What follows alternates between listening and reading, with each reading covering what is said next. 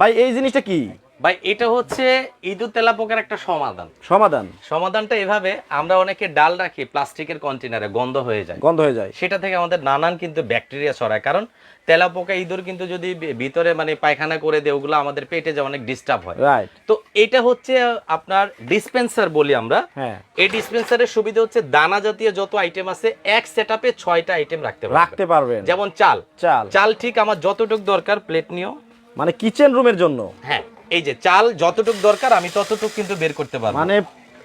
মানে এখানে চাপ দিলেই পড়ে যাবে, চাপ দিলেই চাল পড়বে, আবার ছেড়ে দিলেই আটকে যাবে, ছেড়ে দিলে আটকে যাবে। আচ্ছা। আবার এখন ডাল দরকার আমার, এই যে ডালটা নিচ্ছি আমি, আচ্ছা, এই যে এখান থেকে কমতেছে, এটা হচ্ছে 1.5 কেজি, এগুলো হচ্ছে 1 কেজির করে। তো 1 2 3 4 5 কেজি আর 1.5 কেজি 6.5 কেজি টোটাল দেওয়া যাবে। 6টার জন্য 6টা বাটম দেওয়া আছে। এটা কি এবিএস? এটা হচ্ছে ABS 100% silicon food grade plastic, যেটাকে ফুড গ্রেড।